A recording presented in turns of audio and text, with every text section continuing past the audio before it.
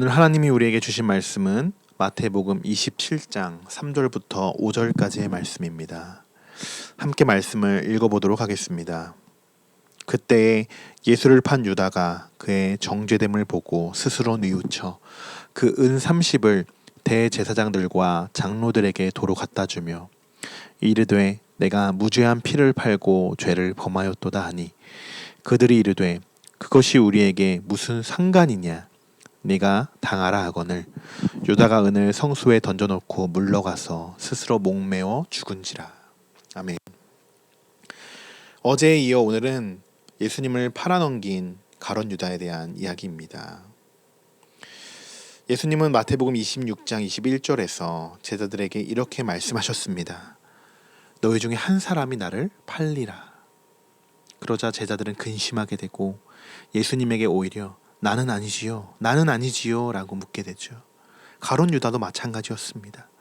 가룟 유다는 라삐요, 나는 아니지요 라고 대답합니다. 다른 제자들은 그 상황에 예수님의 이 말씀이 도저히 무슨 말씀인지 몰랐겠죠. 그렇지만 단 한 명, 가룟 유다는 알고 있었습니다. 하지만 그냥 모른 척 자기는 아무 연관이 없는 것처럼 말하고 있죠. 유다의 머릿속에는 이제 예수님이 앞으로 어떻게 될 것인지 짐작할 수 있었을 것입니다. 곧 무리들이 들이닥치고 예수님이 끌려가게 되고 예수님 곧 재판을 받게 될 것이라는 것을 예상하고 있었을 것이죠. 여러분, 유다는 자기가 따르는 예수님을 왜 배반하게 된 걸까요? 그리고 그는 왜 오늘 스스로 자신의 잘못을 뉘우치고 또 목숨까지 끊게 된 것일까요?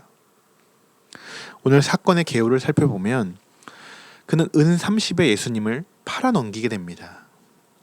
그리고 예수님이 총독 빌라도에게 넘겨지게 되자 자신이 상상했던 일보다 훨씬 더 일이 크게 번져나가고 있다는 생각이 들었을 것입니다. 그러자 그는 갑자기 자기 자신을 정죄하게 되죠. 정죄했다는 것은 자기 자신이 스스로 죄인이라는 것을 인정했다는 겁니다. 그리고 잘못을 스스로 뉘우칩니다. 하지만 이제 일은 되돌릴 수 없을 만큼 번져나가 있죠. 그러자 유다는 이상한 행동을 하게 됩니다. 예수님을 팔아넘기고 받았던 은 30을 다시 대제사장들과 장로들에게 가져다 주는 행동을 합니다. 이러한 행동은 그도 스스로 양심의 가책을 느꼈다고 볼 수 있습니다. 그도 분명히 알고 있었습니다. 그가 4절에서 이렇게 이야기하고 있죠. 이르되 내가 무죄한 피를 팔고 죄를 범하였도다. 하지만 이런 이야기를 들은 대제사장들과 장로들의 반응은 차갑습니다. 그것이 우리에게 무슨 상관이냐? 싸늘한 대답뿐이었죠. 그러나 유다는 그 은 30을 성소에 던져놓고 그냥 돌아옵니다. 그리고 그의 최후는 스스로 목을 메고 목숨을 잃게 되었죠. 저는 개인적으로 정말 가슴 아픈 일이라고 생각되어집니다. 다른 사람도 아니고 예수님을 늘 따랐던 제자 중 한 명이었습니다. 여러분, 오늘 본문은 조금 무거운 말씀이기도 한데요. 오늘 가룟 유다의 본문을 묵상하시면서 사탄이 얼마나 우리에게 무섭게 다가오고 있는지 우리가 살펴볼 것입니다. 인간의 본성은 누구나 악한 본성을 가지고 있습니다. 그 본성이 얼마나 앞으로 두드러지게 나오느냐, 그렇지 않느냐에 따라서 우리는 죄를 짓기도 하고 그 죄를 멈출 수도 있게 되죠. 인간 스스로의 힘으로 우리의 마음과 생각과 행동을 절제하며 살아갈 수 있을까요? 단 한 명도 그렇지 못할 것입니다. 우리는 완벽한 존재가 아니기 때문이죠. 그래서 우리는 예수님을 마음 중심에 품고 살아갑니다. 더 나아가서 예수님의 십자가를 짊어지고 살아가고 있죠. 예수님이 우리에게 보여주신 대로 우리는 그대로 따라가려고 노력합니다. 이런 사람들을 우리는 그리스도인이라고 부릅니다. 하지만 선이 존재하듯이 반대로 악이라는 것도 존재합니다.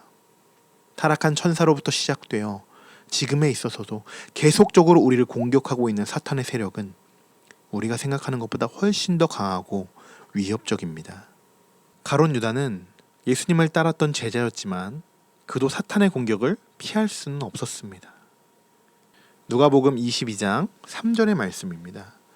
12 중에 하나인 가롯인이라 부르는 유다에게 사탄이 들어가니, 오늘의 모든 일이 벌어지게 된 시초는 가롯 유다에게 사탄이 들어간 시점부터라는 것입니다. 저는 이 부분이 가장 중요하다고 생각합니다. 제일 먼저 우리가 주의해야 할 점은 사단이 우리를 공격하고 침범하지 못하도록 1차적으로 막는 일입니다. 가능하다면 접근하지 못하도록, 사단이 우리에게 접근하지 못하도록 해야 합니다. 왜 예수님이 그렇게 수도 없이 제자들에게 깨어 기도하라, 깨어 기도하라라고 말씀하십니까? 사단이 잠자는 영혼을 건드리기 때문입니다. 지금 우리나라의 모든 국민들은 마스크를 생활화하며 살아갑니다. 그 이유는 간단하죠. 바이러스의 침투를 막기 위함입니다. 바이러스가 침투하는 순간 우리의 건강은 위협당하게 됩니다. 물론 자연적으로 치유되는 사람들도 있지만 우선적으로 바이러스가 침투하지 못하게 대처하는 것이 좋겠죠. 우리 그리스도인들도 마찬가지입니다. 사단이 우리를 공격하지 못하도록 대처해야 합니다. 우리가 마스크를 끼고 손을 씻고 손 소독제를 바르듯이 신앙생활에 있어서 기도하고 말씀으로 무장하고 찬양하며 예배드리는 것이 사단을 대처하는 아주 기본적인 자세가 될 것입니다. 이것이 우리에게 제일 먼저 할 수 있는 방법이겠죠. 이어서 유다는 정죄하며 스스로 뉘우치게 됩니다. 여기서 뉘우친다라는 표현을 오늘 본문 안에서 제가 원어로 한번 찾아보게 되었습니다. 그 단어를 보니까 메타멜로마이라는 헬라어 단어로 사용이 되었습니다. 또 하나의 뉘우치다라는 표현을 사용할 때 쓰는 단어가 있는데요. 그것은 메타노메우라는 그런 단어입니다. 두 가지 단어가 동일하게 뉘우치다라고 기록할 때 사용되어지는 그런 단어인데요. 근데 그 해석이 조금씩은 다릅니다. 오늘 본문에 사용된 단어는 일반적인 내적인 그 뉘우침의 감정을 이야기합니다. 아, 그래, 내가 정말 죄인이구나, 잘못했구나, 이 정도의 뉘우침이라는 것입니다. 그렇지만 메타노메오라는 단어의 의미는 조금 다릅니다. 이 의미는 완전히 자신의 뉘우침을 깨달았을 뿐 아니라 하나님께로 자신의 방향을 완전히 전환했다라는 그런 의미를 가지고 있습니다. 여러분, 조금 어려우실 수도 있는데 지금 이 두 단어의 이 차이점을 여러분 아시겠죠? 오늘 본문에서 왜 메타노메우가 아닌 메타멜로마이를 사용하고 있는지 여러분 짐작하셨을 것입니다. 가롯 유다는 양심의 가책을 느끼기도 하고 극심한 후회를 하기도 했습니다. 또 은 30을 도로 갖다 주며 예수를 팔아넘긴 그 책임을 조금이나마 덜어보려고도 했습니다. 하지만 그는 메타노메우, 정말 하나님 앞에 회개하지 못하고 자신의 모든 연약함과 잘못의 용서를 구하지 못했다는 것입니다. 그냥 그저 일반적인 자신의 잘못만을 질책하고 있었던 것이죠. 가롯 유다가 정말 놓치고 있었던 건 그는 후회를 했지만 회개하지 않았다는 것입니다. 자신의 모든 잘못을 진심으로 회개했다면 그의 최후는 달라졌을 겁니다. 이것은 저희 개인적인 소견입니다. 자신의 목숨을 스스로 끊는다는 것은 여러분 너무나도 가슴 아픈 일이고, 모든 것을 지켜보고 계신 하나님은 얼마나 더 가슴이 아프실까요? 지금 예수님이 만약 유다의 이런 사실을 아셨다면 예수님은 어떻게 하셨을까요? 예수님의 마음은 어떠셨을까요? 진정한 회개가 정말 유다에게 있었다면 자신의 목숨을 끊는 것이 아니라 자기와 같은 사람들, 자기와 같은 입장에 놓여 있는 사람들, 그런 사람들, 사탄의 꼬임에 넘어가고 또 자상 충돌을 느끼는 그런 사람들에게 다가가서 그들의 생명을 살리고 영혼을 구하는 것이 훨씬 더 그에게 값진 삶이 아닐까요? 그것이 예수님이 원하는 삶이 아닐까요? 여러분, 인간은 죄를 질 수밖에 없습니다. 그냥 그 사실을 인정해야 합니다. 우리가 볼 때 누구의 엄청난 큰 죄 같아 보여도 하나님 보시기엔 다 그저 동일한 죄일 뿐입니다. 하지만 다른 게 있다면 진정으로 회개하는 자에게는 그 죄를 용서해 주신다는 것이죠. 여러분, 우리가 말할 수 없이 부끄러운 죄인일지라도 우리의 모습을 감추거나 일부러 숨기는 것이 아니라 하나님 앞에서 우리의 연약함을 고백하고 용서를 구하며 회개할 때 우리에게 놀라운 회복과 축복이 임하게 될 줄 믿습니다. 지금 가장 문제가 되는 이슈가 무엇입니까? 신천지죠. 신천지는 말도 안 되는 바이러스 포교를 하고 있습니다. 정부는 그들을 압박하고 제재하지만 그들은 그럴수록 더 감추고 거짓으로 대응하고 있습니다. 여러분, 이럴 때일수록 우리가 하나가 되고 합심하여 기도해야 합니다. 누구의 잘못이라고 탓할 필요도 없습니다.